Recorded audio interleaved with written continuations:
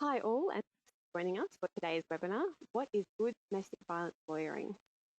My name is Kath, and I'm one of the Sector Sustainability Coordinators at Community Legal Centres Queensland. I'd firstly like to acknowledge the traditional owners of the land on which we are holding today's webinar in Meanjin, Brisbane. They are the Turrbal and Yagara people. I wish to pay respect to their elders past and present and acknowledge that these are stolen lands and that sovereignty was never ceded. As this webinar is being viewed by people across Queensland and Australia, I also pay respect to traditional owners throughout the country and extend a very warm welcome to any First Nations people joining us today. Today we are very pleased to welcome Associate Professor Francesca Bartlett from the University of Queensland PC Burns School of Law.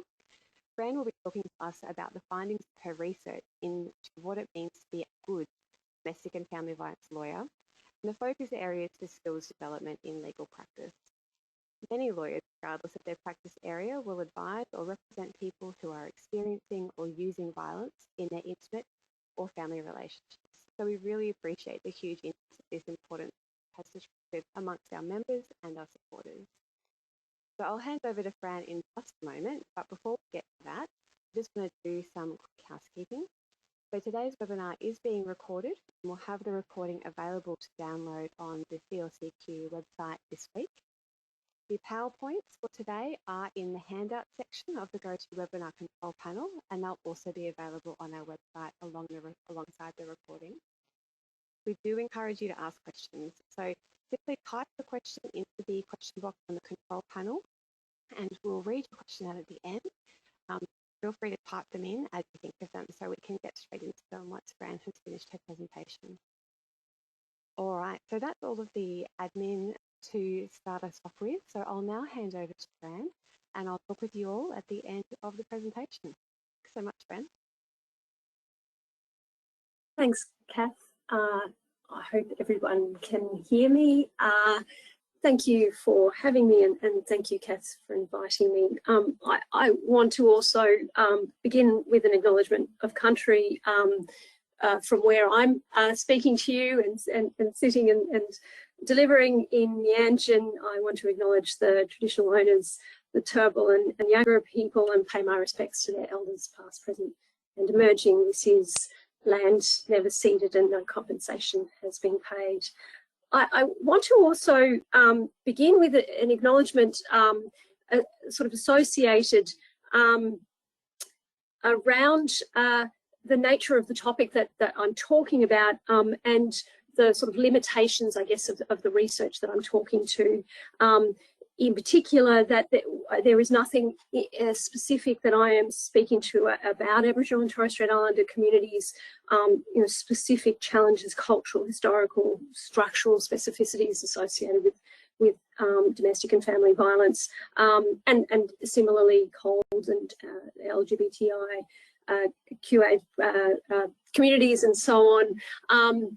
This is a really important issue, of course, deserves a special webinar, and I can't get to some of the specificities around these areas, but I do want to acknowledge that this is an important point for this topic. I also just want to do a kind of outset terminology clarification here. So I'm using the terminology of domestic and family violence. Of course, there's other terminology, intimate partner violence. Increasingly, we are aware in the sort of research that I'm going to talk to around sexual violence being part of this picture and really important to acknowledge. And I will touch on this in various ways as I'm talking about this idea of lawyer competence in domestic and family violence. But for the moment, I'm just going to use the term domestic and family violence. I'm going to begin very, very briefly with a definition, which I'm sure you all know, but it feels odd not to at least explain what I mean by domestic and family violence. Of course, what I mean is a pattern of behaviours intended to control, establish power, cause fear in one person against another. It can be physical, it can be non-physical. In my state, The definition in Section 8 of the Domestic and Family Violence Protection Act is a reference for me: physical or sexual abusive behaviour, emotional, psychologically abusive behaviour, economically abusive behaviour, something that's threatening or coercive, or a pattern of control and domination of one person by the other, creating a fear for someone's safety and well-being. As part of that definition, I want to begin with an acknowledgement of the significant legal change that is happening in this field, and I can't touch on it all, of course, but in my state, again, we have very recent legislative amendments to our criminal code that introduce this wider definition of coercive control in the notion of unlawful stalking, to include intimidation, harassment and abuse, including the sort of technological monitoring, publishing of offensive material online. I mention this for a couple of reasons. It relates to my topic. This notion of coercive control is, of course, really important in terms of noticing a pattern of control rather than a sort of one-off incident or a one-off violence that might then be dealt with legally in that way, which is part of this picture of good domestic violence lawyering, which I'll talk to. And the other aspect, of course, is this idea of technical competence in the law, where the law in relation specifically to domestic violence might be very, very expanding and changeable, and lawyers need to be across this. I also, of course, note in terms of this definition, the idea of domestic and family violence being not only in the context of the relationship, it is, of course, very concerningly in post-separation, and there's a lot of literature around the particular safety concerns there.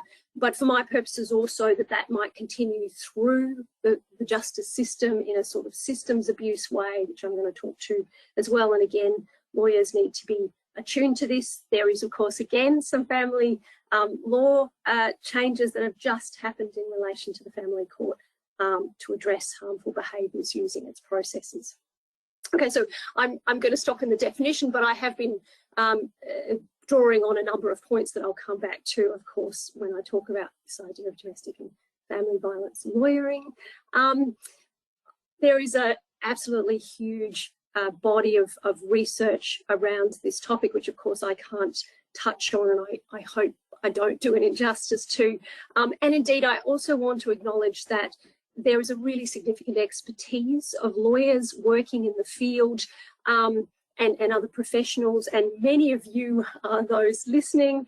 And to bring some value to you and not to tell you your own business, I thought what would be most useful is to give you a very academic paper, of course, talking to some of the research we've done and some of the latest research in the field, but of course narrowing down very specifically to the justice system and to lawyers. So I'm just trying to flip my slide. There we go. As Kath mentioned at the outset, I was invited, I believe, to speak to this work that I conducted with a number of colleagues. I want to, of course, acknowledge those colleagues, Jane Wangman, who really led this research from the University of Technology, Sydney, and her colleagues, Tracy Booth and Miranda Kay. And for the Melbourne crew, Becky Battergold from Monash, Kate Sear from La Trobe, and my former colleague and now Melbourne University academic, Heather Douglas. As you can observe from the list, we conducted a study in the eastern states, New South Wales, Victoria and Queensland, and there are some significant limitations that I would confess to at the outset. We didn't cover the country. It's a very urban-based study.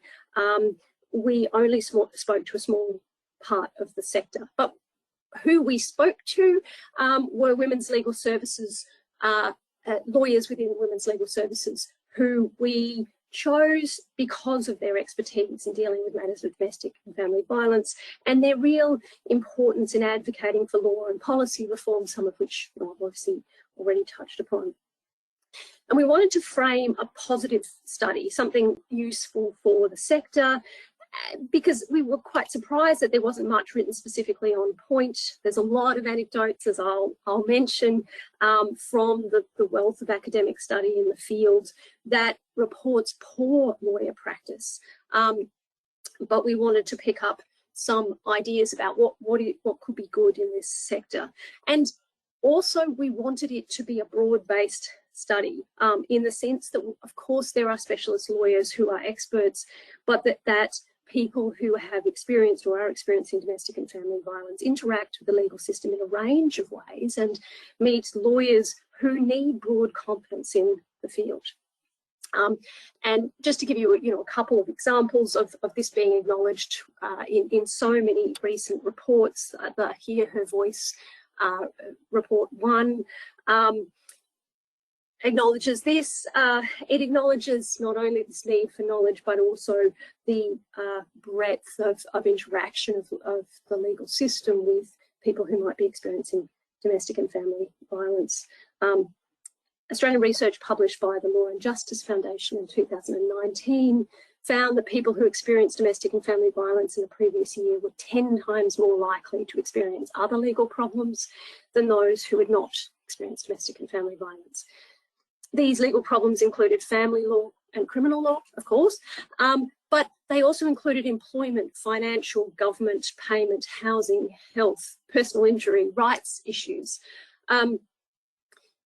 And you can see, and again, just for illustrative purposes, some other examples that are given by, so this is from the response by the Australian Law Council to a consultation paper that was produced by the Attorney General's Family Violence Working Group. They list a range of other places where domestic violence may be relevant to the legal realm or the lawyer. And from all of these sources, we have a consequential agreement that education and training for all lawyers is needed to a certain extent, that it is a core competence, at least in most areas of practice. And so I'm sort of starting where I hope to end, and certainly that was the argument in our paper, that this is core competence, this is core ethical practice, and we need to have some broad-based and hopefully mandatory training. What that looks like is a topic for another day, but that's the call. So we need training and we need knowledge because we need to understand who our clients are and the issues that are presented to us. But we also, and to begin in a slightly negative way, we need to do so that we are not party to systems abuses ourselves. The Law and Justice Foundation study not only found that there are many areas of substantive law that encounter clients experiencing or who have experienced domestic and family violence, but that it permeates the procedural elements of negotiation, mediation, collaboration, arbitration, and litigation.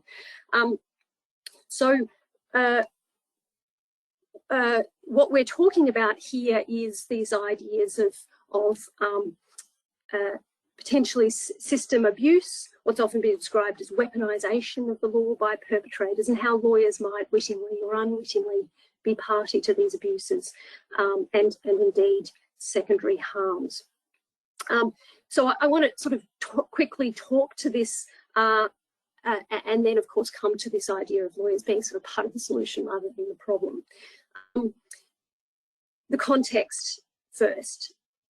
An Australian Institute of Health and Wellbeing study in 2018 found 23% of women having experienced emotional abuse from their current or previous partner, 17% experienced sexual or physical violence from a current or cohabiting partner. In most studies, women experienced emotional violence accompanied by other violence, including frequent instances of financial abuse, particularly post-separation.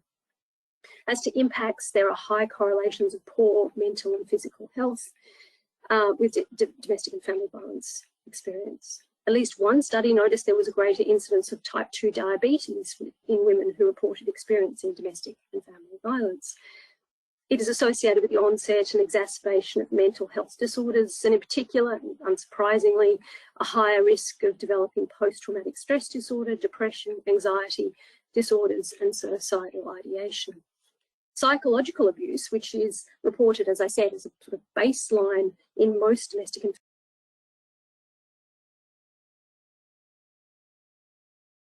symptoms, and even physical abuse. So we have people in need of care and help, and yet arguably the opposite is provided when survivors encounter the legal system. They experience trauma, they are experiencing trauma, and this can have impacts such as memory loss and certainly low self-esteem, but they're dragged into a long-term complex maelstrom of the legal system in many cases.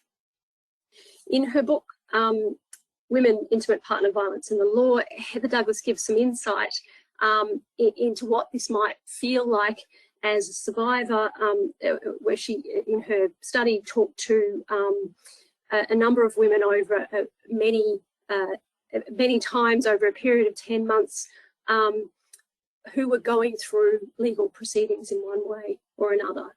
She documents, and I quote, journeys that were harrowing, long and expensive, and the women were regularly disbelieved or ignored. For example, Alex, not her real name, carefully recorded that she was required to attend civil and criminal courts on 31 occasions over a 6-month period. While complex matters may require many interactions with the law, Alex and many other women's cases are exacerbated by the actions of their partner, whom they saw as using the system as a mechanism of continuing control and abuse. As one of her participants stated of her former partner, the courtroom is his playground. Unfortunately, survivors also perceive lawyers as colluding with clients to prolong processes, directly contacting the other client, engaging in excessively adversarial behaviour, sometimes leading to very unsafe results.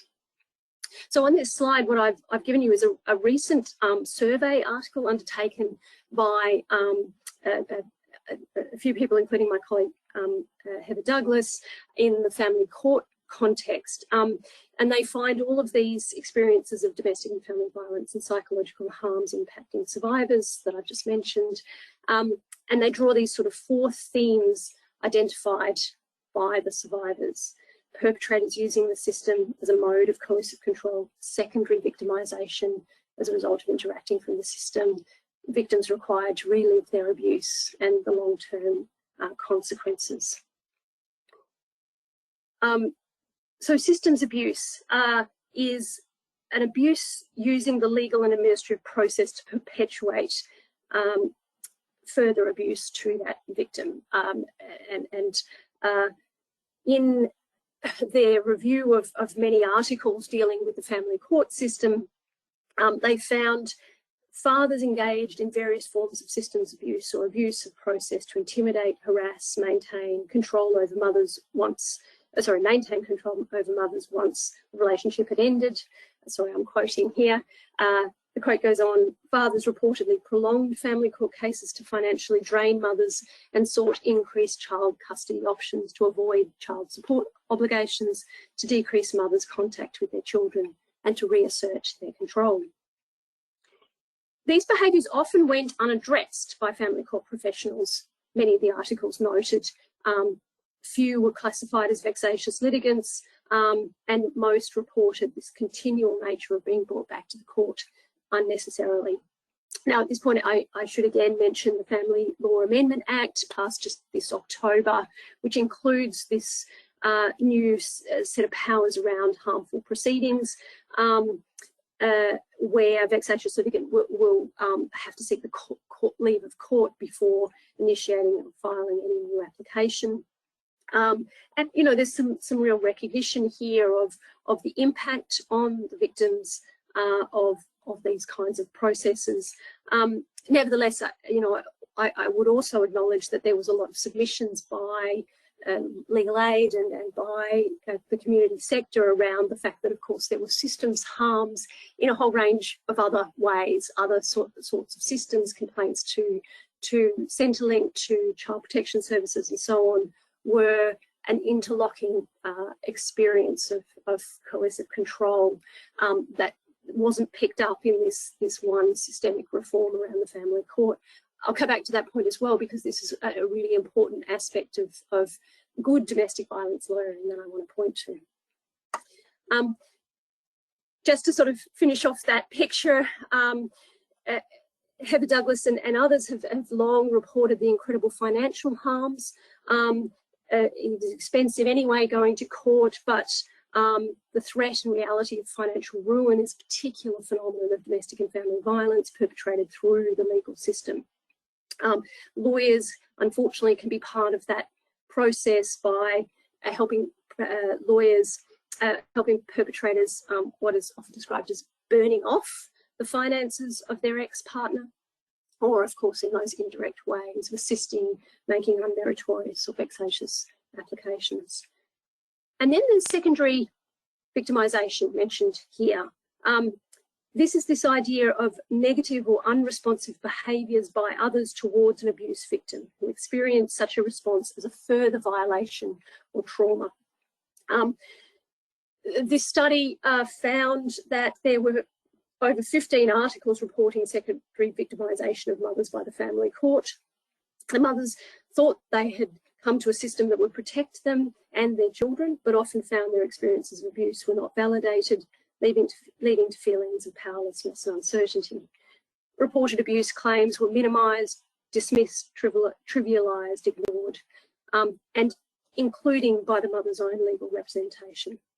There were 13 articles reported a lack of knowledge or understanding of domestic and family violence by legal professionals. 8 noted that legal professionals were unaware of the complexities involved with coercive control and how these manipulative behaviours were employed by fathers to further control the mothers and the children. This lack of legal understanding may lead legal professionals also to blame the victim for the abuse. Oh, oops, sorry, I went the wrong way.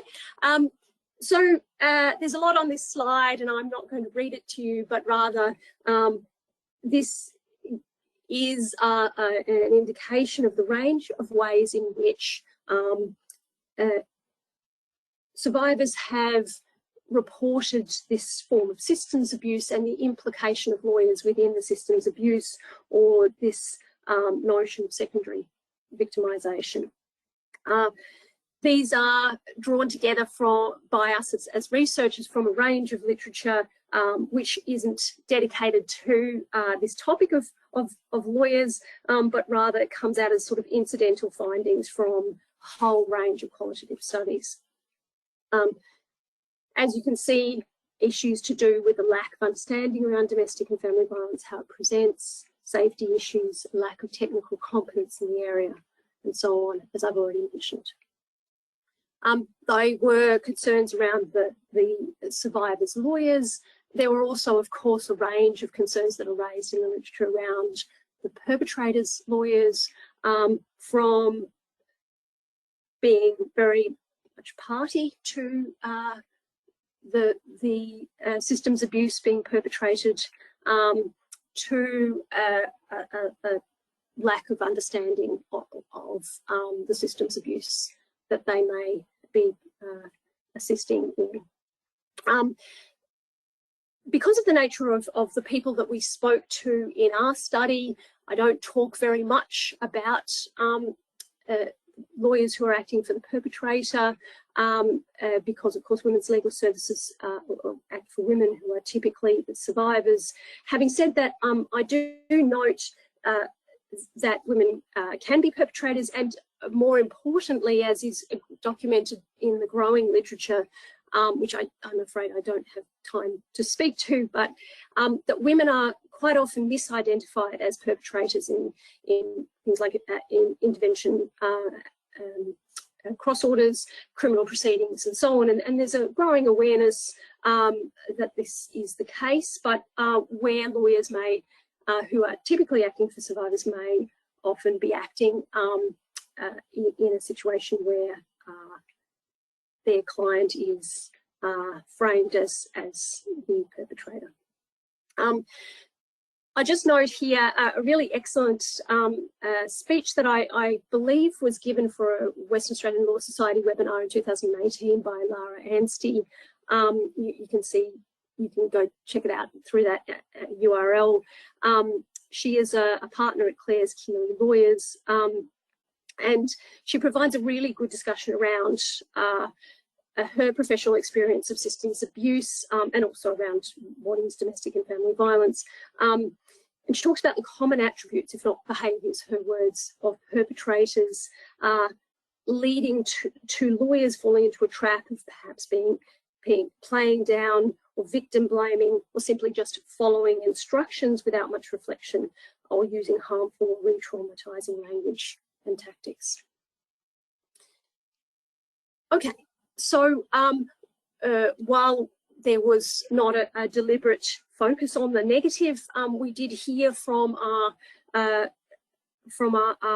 interviewees about some of the concerns that they encountered in lawyers that were on the other side in cases that they represented, from the very concerning practices that they noted, where the lawyer was party to some form of systems abuse. We talked about antagonistic approaches to litigation, deliberately provocative or aggressive correspondence, making allegations that somebody's making up things to gain advantage, to chest-beating letters that appear to be written more for one's own client than to communicate to the other side. They also raise concerns about the more innocent but rather ignorant lawyer who works outside the area in terms of technical knowledge, and also a lack of insight into how domestic and family violence presents and impacts on the client. So to turn to the positive, finally, I start again with Anstey's paper, and I just draw out a few tips that she has here for lawyers, particularly acting for perpetrators. Start as you intend to go, she says. Remain objective. Have courage to give clients the advice that they don't want to hear. And of course, you cannot assist the client if they want you to do something that will lead to a breach of your ethical duties, including their duty to the court. Reality test the instructions they give.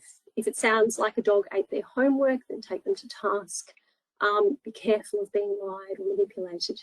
A lawyer cannot abuse the administration of justice. Now, what this in fact is simply engaging in ethical conduct as a lawyer, and I'm sure I don't need to take you to these, but for something to look at. Of course, we must act in the best interests of our client, say under Rule 4 of the Australian Solicitors Conduct Rules, but we must also observe the paramount duties to the administration of justice.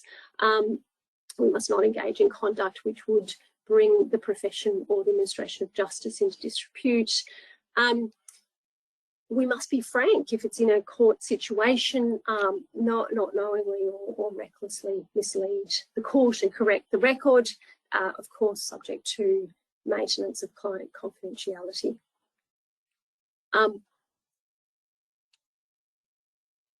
Our study equally raised concerns around this idea that a practitioner may be convinced to make representations or act on instructions without sufficiently checking the client's story. So this idea of a critical perspective, particularly around where there are any kind of safety concerns, checking evidence for themselves, was seen as crucial in certain situations. Remind you again of Rule 17, not to act as the mere mouthpiece of the client.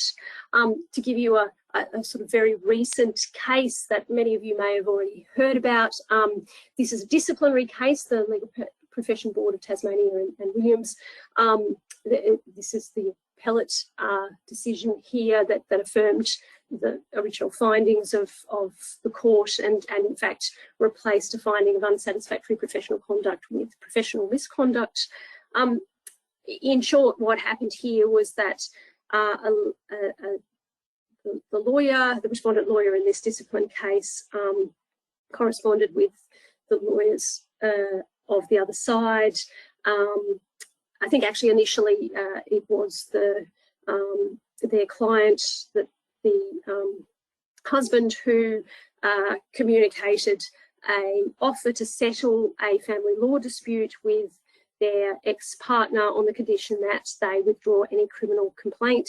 And at that particular point, there had in fact been a report to the Tasmanian Police of assault against his former partner, and that had been charged and was pending in court.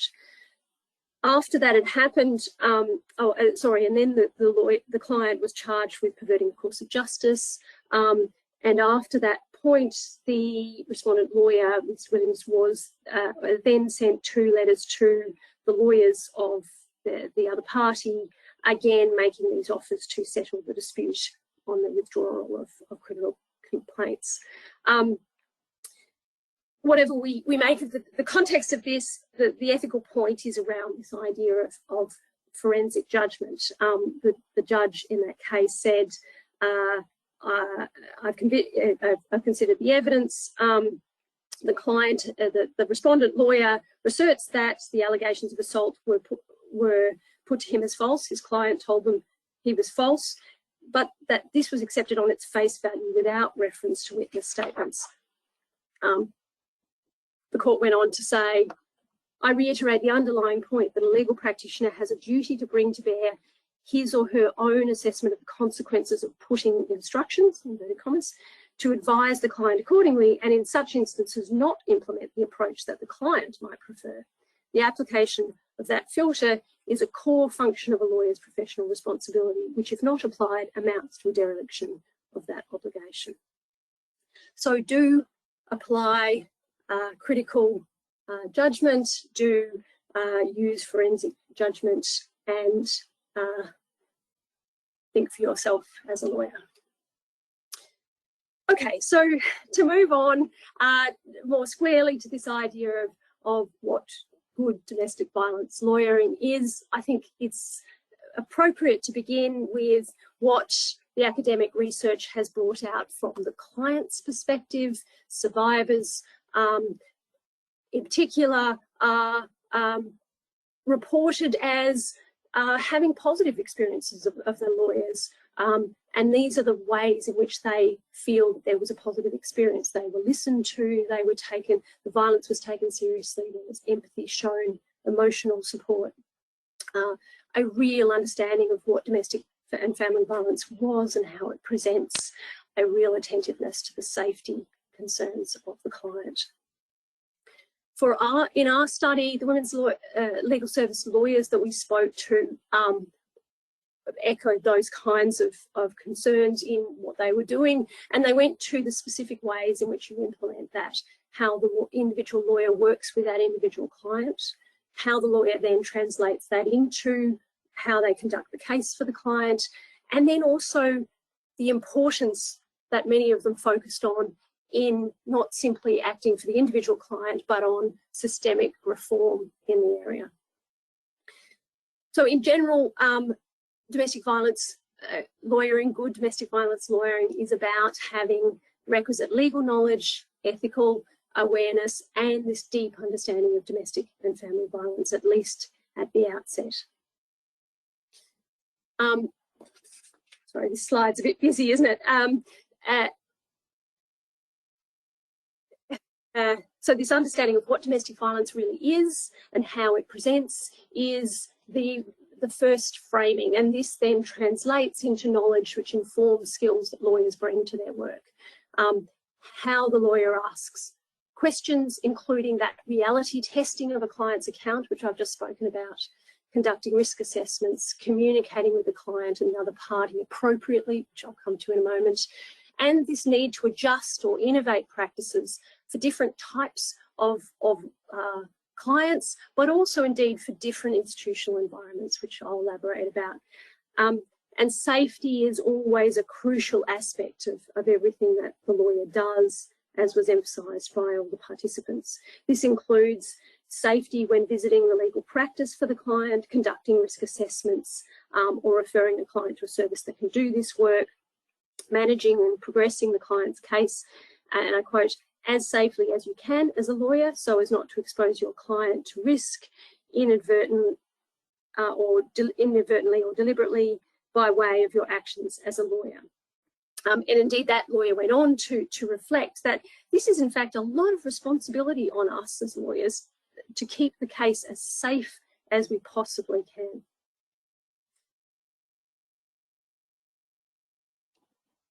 As an aspect of those skills that I mentioned, each respondent, and indeed in so much of the academic literature, has indicated that trauma-informed responses are imperative.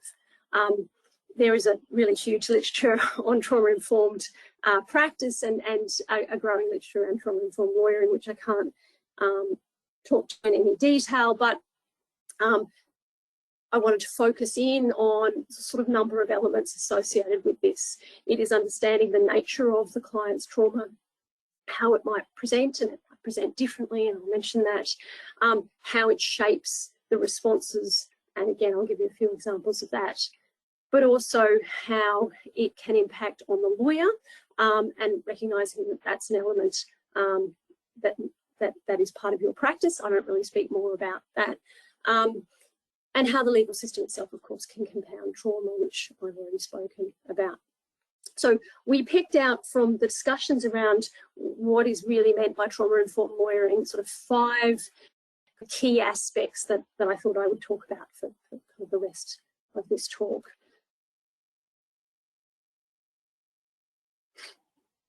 The first one is time. This was emphasised by all respondents, and is clearly very much part of the definition of trauma-informed lawyering in the literature.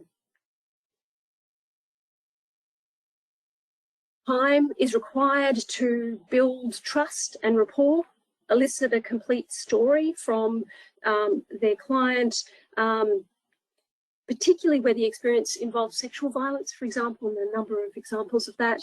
The need for the ability to meet on multiple occasions is really important and an element of that time. And that's particularly the case where the lawyer might be the first person that the client is disclosing the violence to. And you can see a number of examples that I've given you there. Having said that, I do want to acknowledge that obviously where people are working in a sort of community sector, this might be more possible as part of the embedded practice, and of course without financial imperative. But just sort of hanging in there, as many of them talked about, might not always be feasible within the constraints of private practice, or indeed where there's a limited legal aid funding model for the private practitioner. This may not be an affordable approach, which poses some restrictions. Clients indeed might want more timely responses. So there is some complexity around this idea of timing. What we heard from the practitioners was that in any event, what is really important is whether there is sufficient time to ask the right questions and to build a rapport and trust with client, to facilitate disclosures, and of course to make people feel like they're heard and respected. One context in which a number of our participants talked about this as problematic was where acting in a duty lawyering context.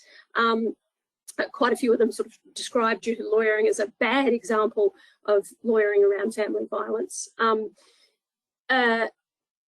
But you can see in this quote that there are ways to address this, at least partially, and one of them in particular is around making sure that you're not re-traumatizing the victim when seeing them in a short space of time and not able to repeatedly see them.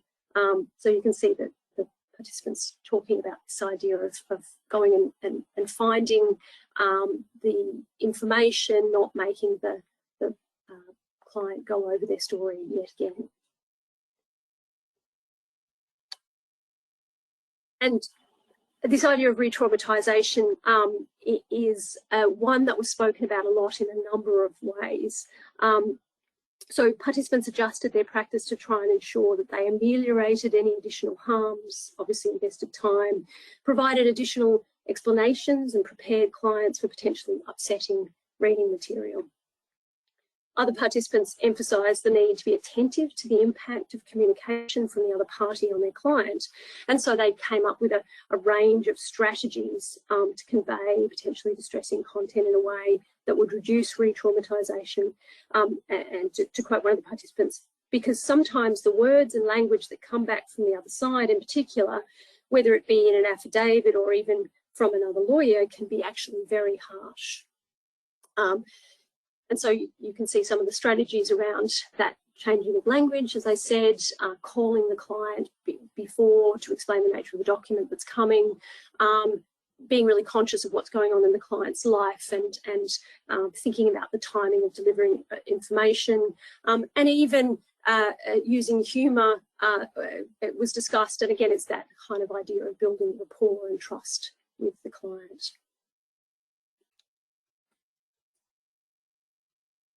Now, the other aspect of trauma that was discussed was this idea that trauma can manifest in a range of ways. Clients can present in very different ways associated with that trauma, which may need to be managed and understood. And you can see that in this quote here. They say that they sometimes have a client who presents as very angry and very upset, and it's just impossible to get instructions from them. Again, it connects to this idea of time, having sufficient time built into the practice to allow there to be some sort of ability to check back in with the client to get instructions at another time when perhaps they're not feeling so upset and can communicate. But also to understand the trauma response and perhaps also to call in other practitioners who might be able to assist, and I'll come to that in a moment. Other aspects of trauma that were particularly emphasised were around the client often not being able to remember everything that happened or to remember sufficient detail, and sometimes also just not wanting to disclose certain types of information. One example was given where a client might not want to disclose that they have been sexually assaulted by their former partner until really quite far into a matter, sometimes even after notices of risk have been filed. But it eventually may be revealed because there has been sufficient time to build a rapport and trust with the lawyer. And then there is these repeated opportunities to disclose the nature of the violence. So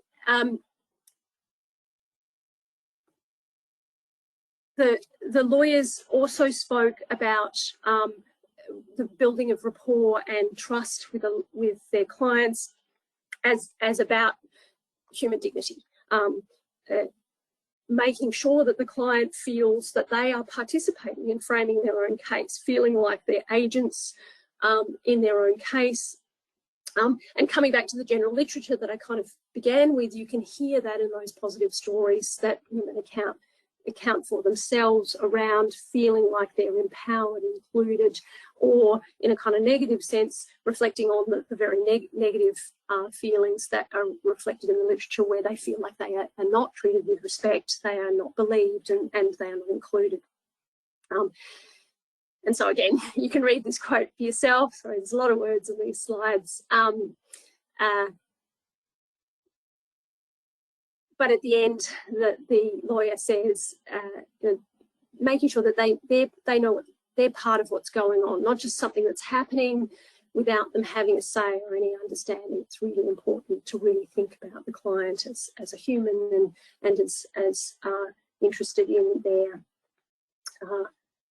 their own case. Now, the other aspect of client-centered practices that is really important, and I've sort of just mentioned, is one that I'm sure I don't really need to speak to many of you working in the community sector and indeed legal aid as well, and that is around the institutional approach to client-centered practices. This is very much embedded in these community-centered practices. It's a foundational kind of premise and commitment, I know. And indeed, quite often that is a structural commitment as well, in the sense that community legal centres often have non-legal services in-house, social workers or financial counsellors in some contexts, and that was a context in some of the women's legal services that we spoke to. That is really important in terms of good domestic, the context in which an individual lawyer can do good domestic violence lawyering. But in any case, what is important is this idea that there is an attentiveness to the wide range of non-legal needs that a person who has experienced domestic and family violence might have, that will impact on the nature and viability of their legal options, and indeed just on their general health and well-being. So there was a really huge range of referral services that they were listed.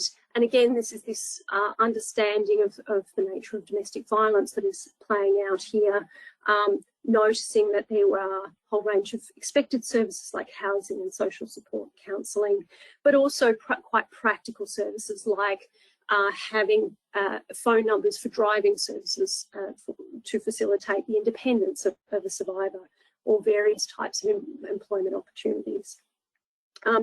For private practitioners, what is really important, it was emphasised, is the idea that at least there is an awareness of the need for referrals in certain contexts, and to have those referrals to hand, to be able to quickly refer clients where availability might be limited, and particularly where the victim it doesn't have any money or funds are very limited. Okay, so these were sort of key elements of this idea of trauma-informed lawyering. But there were some other things that were emphasised, and we've sort of categorised in these under these kind of headings by the lawyers that we spoke to. Good domestic violence lawyering is also about making a case for the client. And all of the sort of good practices and the knowledge about how domestic violence might arise and present are crucial for building a rapport and also for gathering good evidence.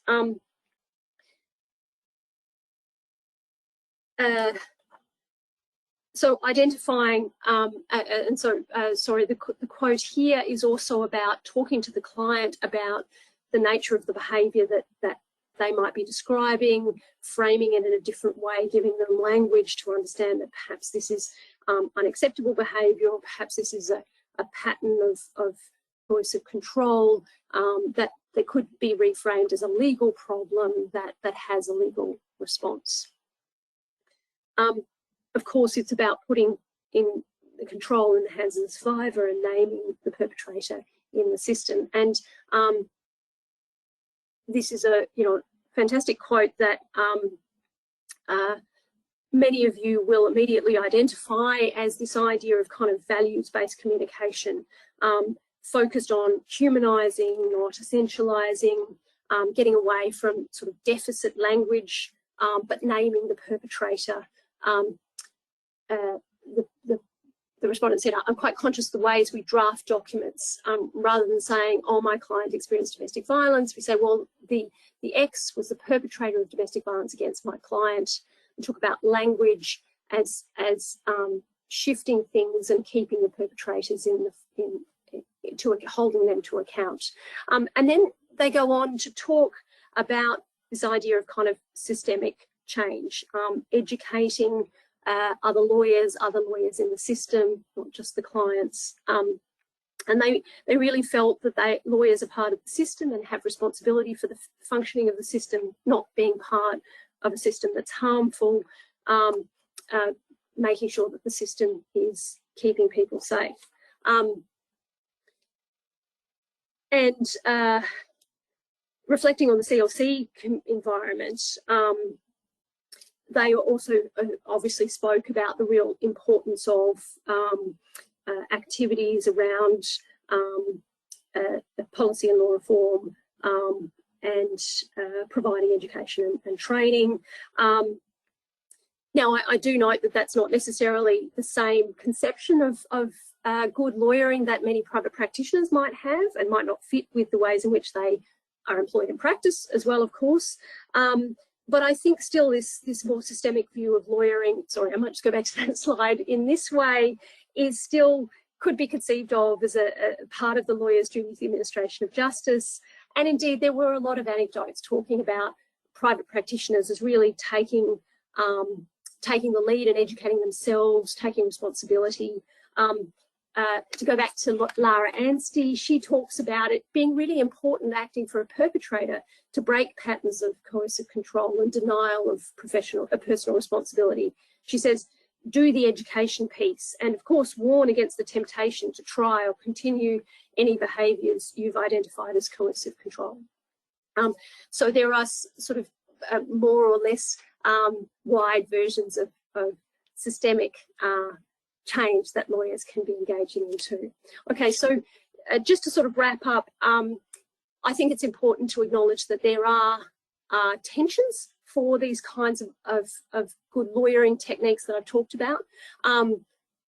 There is, of course, the ethical dangers that I've talked about around being a mere mouthpiece for the client and the need to reality test their claims. Quite a lot of lawyers talked about the importance of believing the client, but also the difficulty of having to establish a case to a legal standard. They also talked quite a bit about the variable legal landscape that they faced and how difficult that can be at certain times, notwithstanding all of the best approaches in the world. And you can see one quote there: different magistrates might have to be encountered and dealt with in different ways. You need to communicate that to the client, and that can be really hard.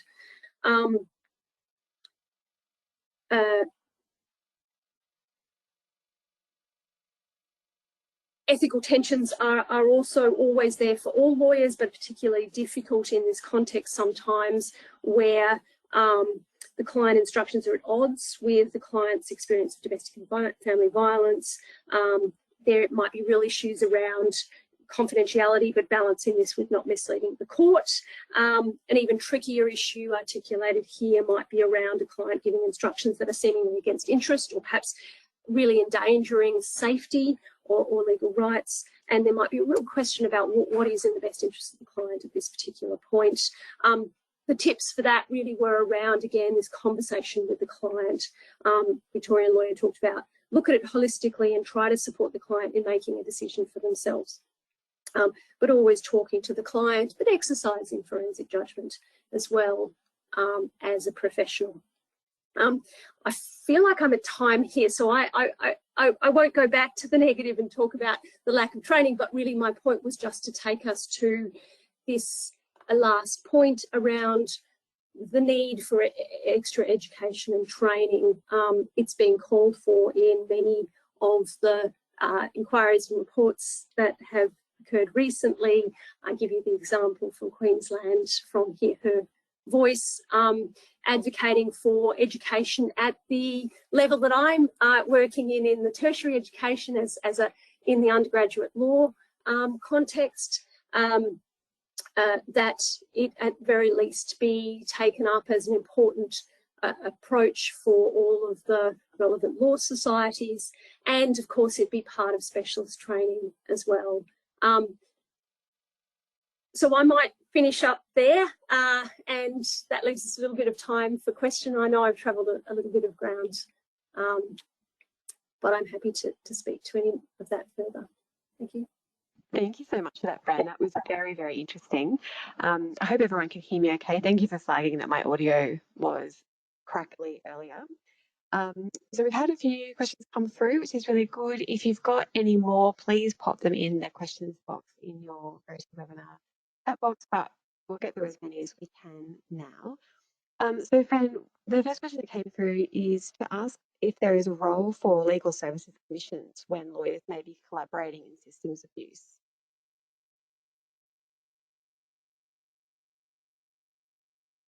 I'll unmute myself. I'm really sorry, Catherine. I heard the second part of this question. Can you just say it again? I can. I'll also message it through to you. Is there a role for legal services commissions when lawyers may be engaging in systems abuse? Oh, yeah. Okay, great. Yes, look, I mean, it's a really interesting question. That was why I sort of mentioned the that recent Tasmanian case. I think that there was an interest of the court to really, in emphatic terms, call out any behaviour where the lawyer was sort of unproblematically just taking instructions, and the Court of Appeal was really emphatic about that. Yeah, look, I mean, I think there are kind of two answers maybe. The first one is a slightly more speculative one around that idea of kind of core competence. Obviously, I didn't have it on a slide, but Section 4, Rule 4 of the ASCR, of course, says we need to be competent and diligent.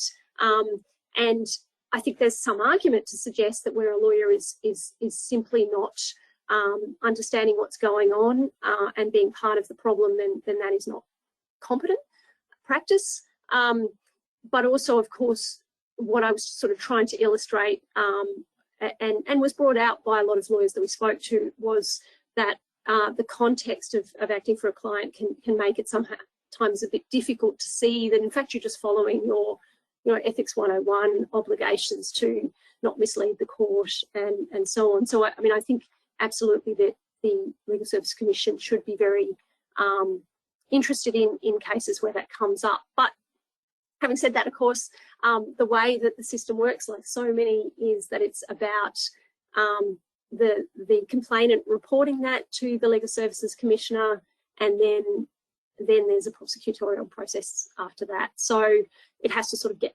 called out. Should they be more proactive? I mean, I think there is some context for that in the sense that there has been a bit of proactivity, not that there's produced any results really, but around sexual harassment in the legal profession. That there's been lots of new kind of processes and lots of nice statements around receiving complaints about sexual harassment. So perhaps this is something that it would be good to at least hear from the Legal Services Commissioners saying that this could be a problem and that they're alive to it. Yeah, so I'm not sure whether that really answers the question, but I think it's a really excellent point that might be worth following up as well with commissioners. Yeah.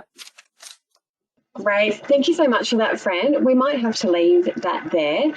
Thank you everyone so much for your time and your engagement with this. And I appreciate the questions that have come through, and I am sorry that we didn't get to them, but I think it was really important that we could hear Fran's whole presentation. The presentation recording will be uploaded and available on our website this week, along with the slideshow handouts, which are currently in the handout Dropbox on your GoToWebinar control panel. Please complete the feedback survey that will pop up on your screen once the webinar is closed. Your feedback really helps us continue to develop a helpful and relevant webinar program from all of us here at CLCQ. And we hope to see you at the next webinar, and hopefully we'll have some better audio quality there. Thank you all for your patience with me for that. And bye for now. Bye.